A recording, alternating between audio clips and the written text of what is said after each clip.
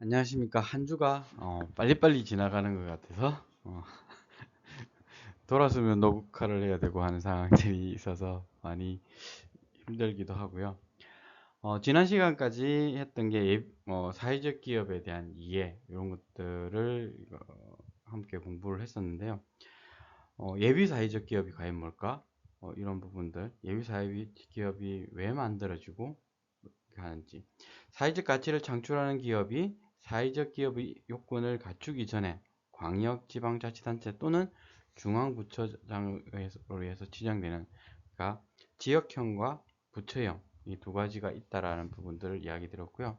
지역형 예비사회적 기업, 부처형 이런 부분에서 어떤 게 더 유리하다, 불리하다 이런 내용이 아니라 필요에 따라서 그러니까 기업의 필요에 따라서 부처로 신청하기도 하고 어, 지역으로 신청하기도 하는 이런 부분이 있다라는 부분에 대한 이야기하고 있고요.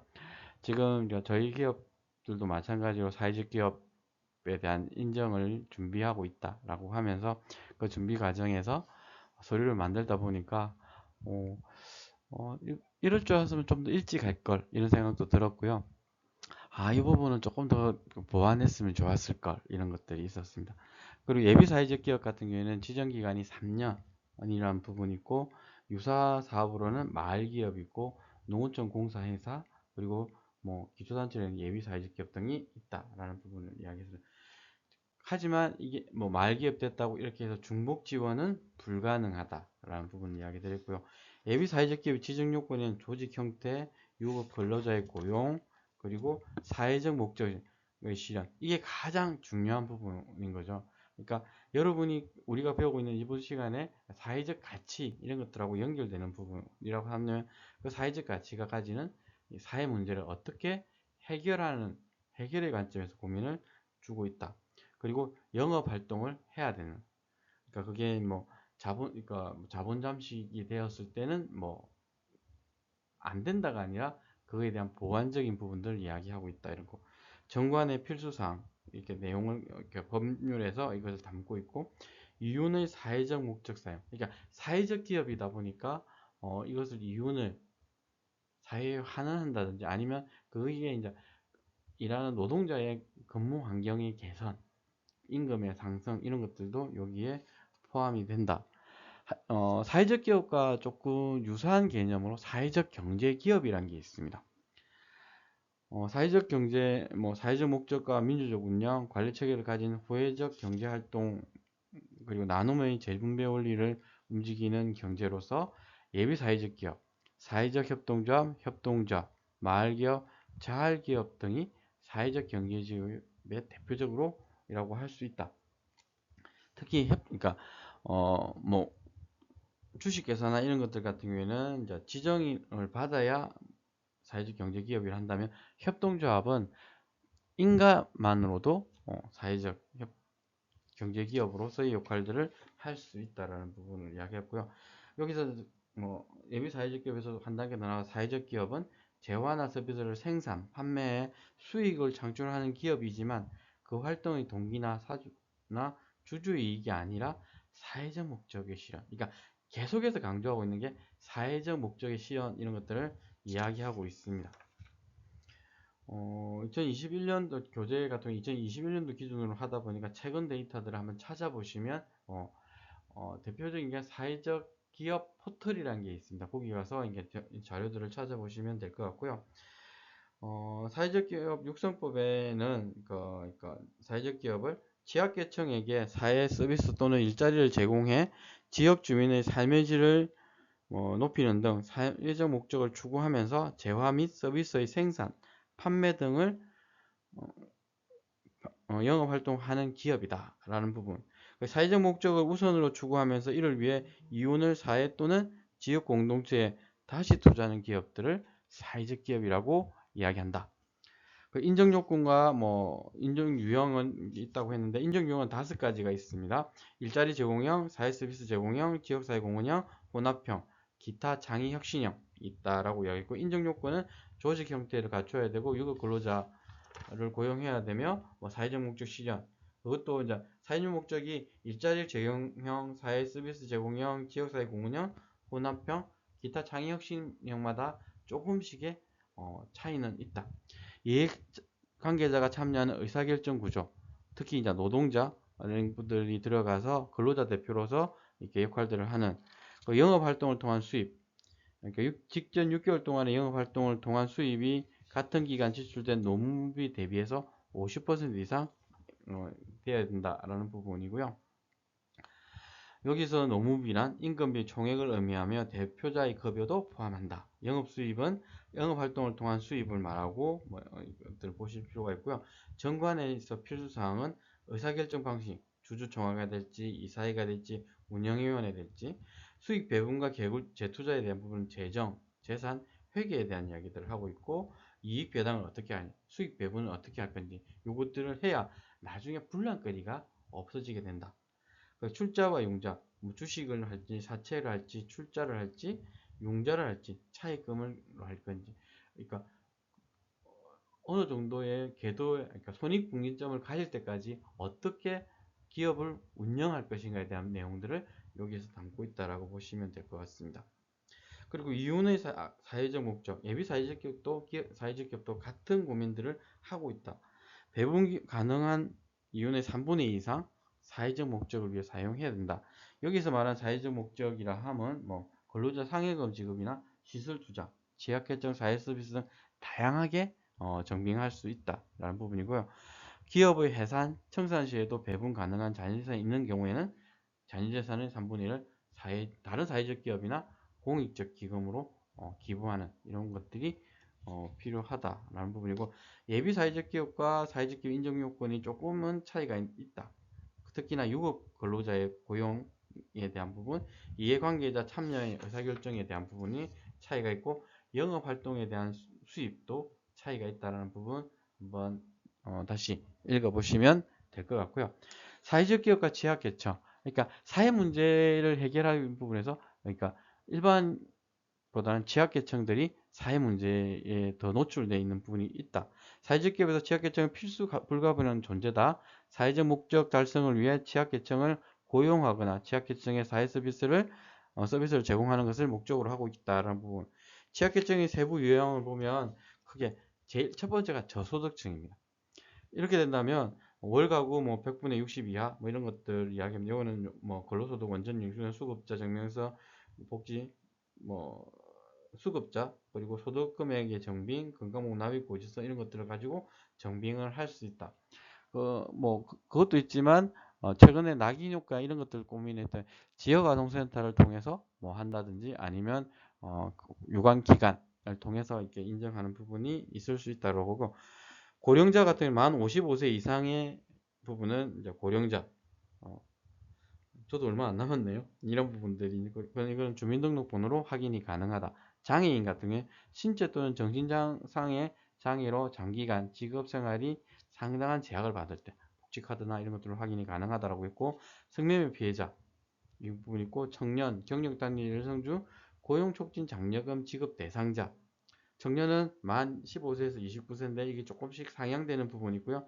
경력 단절 여성 같은 경우 혼인, 임신, 출산, 육아, 가족, 구성원의 돌봄 등을 이유로 해서 경제활동 중을 중단했거나 뭐 경제활동을 한 적이 없는 이런 분들을 위해서 그 중에도 취업을 희망하는 고용촉진 장려금 지급 대상자, 그리고 취업 성공 패키지, 직업교육 훈련 프로그램, 고령자 취업 능력 향상 프로그램, 학교발 청소년 지원 프로그램 등에 참여한 기록 있고, 그리고 북한 이탈 주민, 뭐 북한의 주소, 직계가족, 배우자 등을 두고 있는 사람으로서 북한을 벗어난 뒤 외국적을 취득하지 아니한 사람, 이런 것들이 있고요. 가정폭력 피해자, 어떤 분들인 줄 알겠죠? 입소 사실 확인서 뭐 이런 것들로 가능하고, 한부모 가족 지원법에 따른 보호주 대상자, 여성가족부 장관이 매년 보호 대상자의 최저 생계비, 소득 수준, 재산 정도를 고려하여 보호자의 종류로 정하는 경우가 있다. 결혼 이민자도 이렇게 포함이 되겠죠. 뭐 최근에 다문화 이렇게 이야기하는데 요거에 대한 국적 취득자의 경우 가족관계부의 혼인관계 증명서, 국적 미취득자의 경우는 외국인 등록증상 F2나 F5, F6 이렇게 되는 부분을 확인이 가능하다. 그리고 갱생보호 대상자, 그러니까 수용자, 라고 이야기할 수 있죠. 형사처분 또는 보호처분 등을 받은 사람으로 자립갱생을 위한 숙식 제공, 주거지원, 창업지원, 직업훈련, 지역지원 등의 보호를 필요한 사람들이 여기 속한다. 기타 1년 이상 장기 실직자 뭐 이런 것들이 구직 신청을 한다고 1년이 넘어가는 부분이 필요한다. 그러니까 뭐라고 해야 되죠? 포기자, 취업 포기자 같은 경우는 여기 해당이 안 되겠죠. 수용자, 소년생, 보호관찰 청소년, 범죄구조 피해자, 그리고 노숙인, 그리고 약물, 알코올, 도박 중독자, 선천성 또는 희귀 난치병 치료자, 여성 실업자 중에는 가족 부양의 책임이 있는, 근로능력이 없어 배우자를 부양하는 사람, 본인과 배우자였던 사람의 직계 좀비속을 부양하는 사람, 뭐 이런 것들이 있습니다. 난민법에 따른 난민 인정을 받은 사람도 취약계층에 포함이 되고, 학교 밖 청소년, 뭐 여기도 포함이 되고, 보호 종료 아동. 그러니까 제가 고민을 많이 하고 있는 부분 중에 하나가 보호 종료 아동이죠. 만 18세 이후 보호 종료된 아동 중 5년이 지나지 않은 아동. 이거는 보호 종료 확인서로 가능하다라는 부분이고요. 사회적 기업과 사회 서비스라는 부분의 내용들을 또 공부를 했었죠. 기억이 나시죠?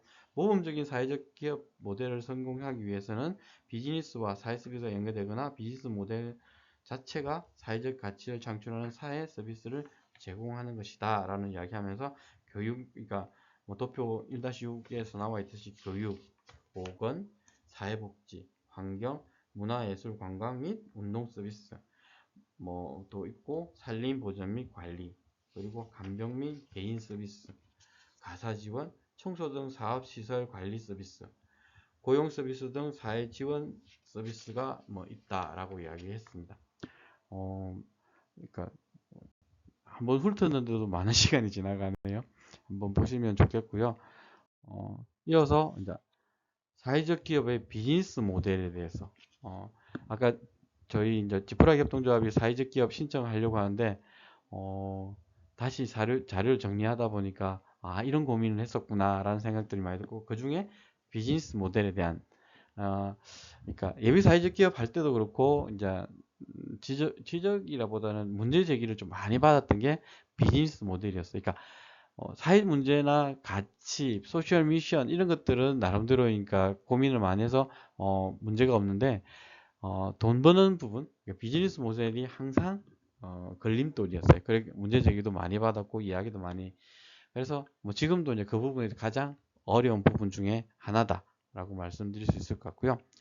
사회적 기업은 사회적 가치와 경제적 가치를 모두 추구해야 한다는 부분에 있어서 고민거리가 있고요. 사회적 기업을 창업하기 위해서는 사회 문제를 발견하고 분석하고 소셜 미션을 수립하고 솔루션을 제시하는 것까지 해야 되는 부분이 있습니다.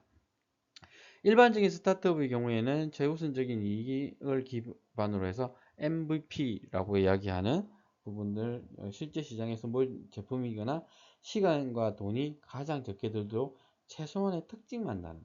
그러니까 이걸 뭐냐면, 그러니까 데모 그러니까 저희 같은 경우에는 그러니까 물품을 판매하는 기업이 아니다 보니까 시범 여행 뭐 이런 것들로 진행했던 거. 그러니까 보호 종료 아이들한테 다양한 것들을 보여주고자 초창기에는 고민했기 때문에 그때 당시에 또 코로나가 겹쳤기 때문에 코로나부터 안전한 공간으로 가는 게 울릉도 독도였던 것 같아요. 그래서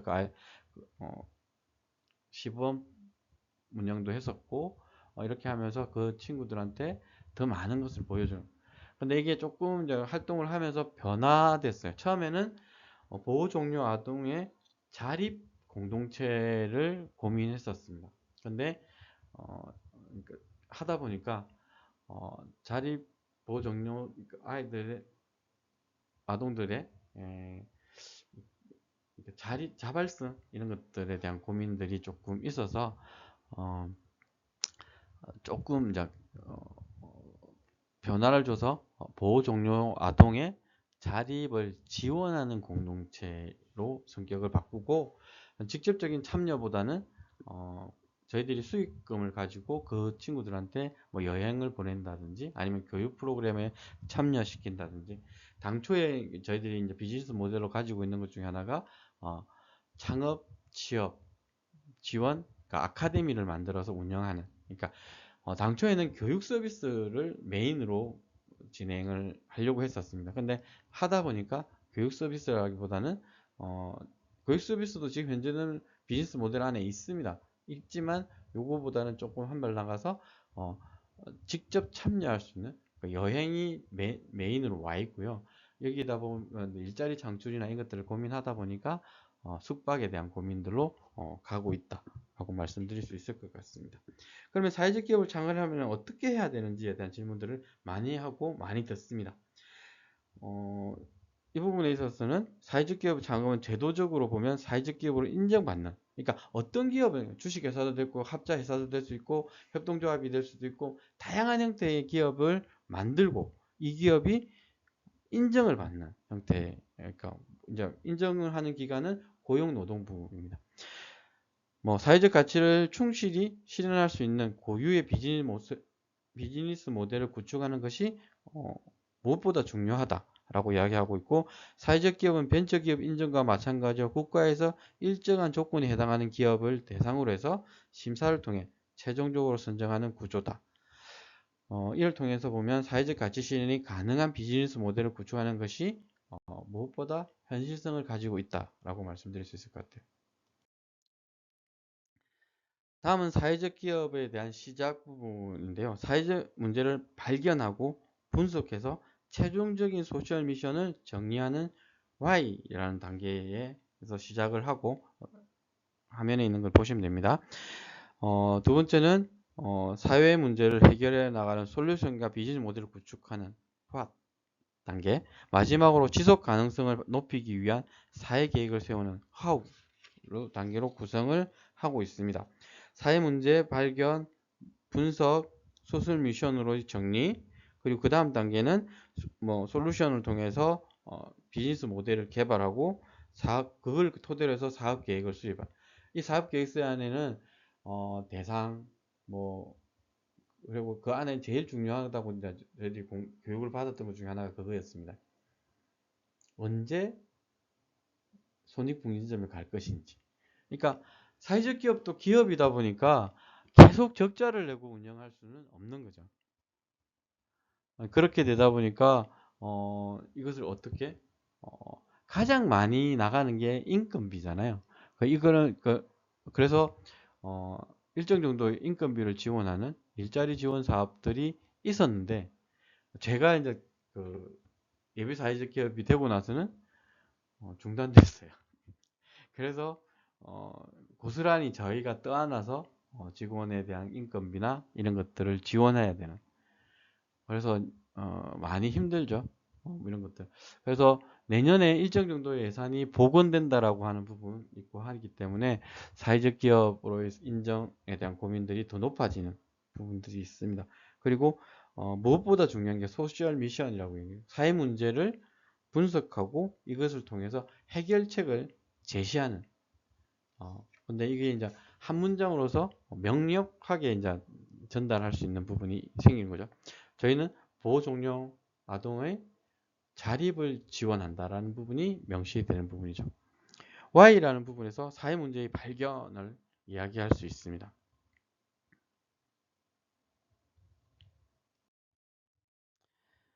사회 문제는 제도의 결함이나 모순으로 발생하는 사회의 모든 문제라고 할 수 있고, 대표적인 사회 문제는 저출산, 고령화, 자살률, 청년 실업, 환경오염, 푸어, 족들이 이런 것들이 있을 수 있습니다. 화면에 있는 부분 다양한 부분이 있죠. 일자리, 복지, 예방, 지구온난화, 고용, 은퇴, 저소득, 출산 감류. 최근에 있는 것 중에 하나가 지역 소멸, 이런 것들이 이제 나오고 있는 거고, 기후 위기. 그러니까 지구 온난화라는 부분에서 조금 있는데, 이제 위기. 올해 같은 경우는 더더욱 그런 내용들을 많이 접하게 되는 부분이 있는 거죠. 이번 여름 너무 힘들지 않으셨나요? 앞으로 더 힘들다고 이야기하니까 그것을 해결하고 있자 하는. 그래서 사회적 기업 중에 그러니까 그런 기업들이 많이 이제 생겨나고 있는 거죠. 특히나 이제 탄소 연료 사용 안 하고 뭐 전기를 발생시키는 이런 것들에 대한 준비. 휴머노이드라고 이야기하는 부분에서도 이제 그런 것들, 여기에 이제 빠진 것 중에 하나 AI, 이제 대표적으로 좀 새로운 내용들이 있는 거죠. 그러니까 이게 수시로 변화하고 있고 그 내용들이 집계가 되고 있다라고 보시면 될 것 같습니다. 그리고 하나씩 이제 짚어보면 저출산 고령화에 대한 부분을 보면 우리나라가 이제 저출산 고령화위원회가 2020년 12월 22일 날 만들어졌고 이때 이제 2015년에 태어난 신생아수가 40만 명이 되었는데 2019년에는 30만 명으로 줄고 2020년에는 27만 명대로 합계 출산율이 여기는 0.8이라고 하는데 0.67까지 떨어졌죠. 그리고 올해 조금 늘었다라고 이야기하지만 이게 아직까지는 두 명이 한 명을 낳지 않는 이런 상황이다라고 보시면 될 것 같아요. 합계 출산율은 여성 한 명이 평생 낳을 것으로 추정되는 평균 출생아 수를 의미하게 되고 우리나라의 합계 출산율을 보면 2018년에 1 미만으로 떨어져. 그러니까 두 명이 만나서 결혼을 했는데 한 명도 안 낳는 이런 부분이 생기는 거죠. 2019년에 0.92로 떨어지고 점점 이렇게 더 심각한 상태로 가고 있고 2017년에서 2067년 생산 가구 인구를 비교하면 73.2%에서 45.3% 30%가 줄어들고 있다 라는 부분. 그러니까 노년층의 비율은 급격히 증가하고 있는 전 세계에서 우리나라를 따라올 게 없는 것 중에 하나가 고령화이고 자살률이다 라고 보시면 될 것 같아요. 만 65세 이상 고령자 비율은 13.8에서 46.5% 30%는 증가할 거다. 2067년이 되면. 근데 이게 더 당겨지고 있어서 문제가 생기는 거죠. 그리고 생산 가능 인구는 100명당 부양 인구가 2017년 37명에서 2067년 120명을 부양해야 되는 100명이 37명 할 때 하고 이게 많은 어려움이 생기는 거죠. 노후보장임금, 그러니까 국민연금의 고갈도 이것 때문에, 그러니까 인구가 지속적으로 늘어난다면 그런 걱정을 안 해도 되는 거죠. 그리고 이제 첫 해 한 해, 그러니까 그 OECD인가? 예, 첫 해 빼고는 계속 1등하고 있는 자살률. 저희가 이제 OECD 들어가고 나서 2019년에 3,563명에서 2017년에 3,111명 이런 것들 조금씩 늘어났는데 지금도 그러니까 하루에 10명 이상은 자살을 하고 있다는 부분이 있는 거죠. 그리고 청년 실업 이력서를 최소 100장에서 이상을 써야 취업이 되는 취업 준비 기간이 5년 이상 걸리는 이런 나라가 저희가 되어 있는 거죠. 그리고 환경오염 부분입니다. 환경오염은 다양한 환경오염 중 플라스틱 오염, 이거 심각한 사진들도 보셨죠? 가장 큰 문제를 하고 있고, 플라스틱 없애야 된다는 부분들도 있고, 여러 가지인데, 최근에 이제 자연 분해되는 이제 플라스틱을 개발하고 있는 이런 것들이 있습니다. 세대별 푸어족이라고 이야기하는 부분에서 2020년 기준으로 직장인 10명 중 8명이 집장만 하고 전세 보증을 마련된 대출 상환 때문에 여유 없는 하우스 푸어, 렌트 푸어족으로 이제 집계되고 있다. 여기에 맞물려서 전세 사기, 대출 이런 것들, 전세 사기 이런 것들 당하는 부분들이 그리고 전세금보다 집값이 더 떨어져서 생기는 문제 이런 것들.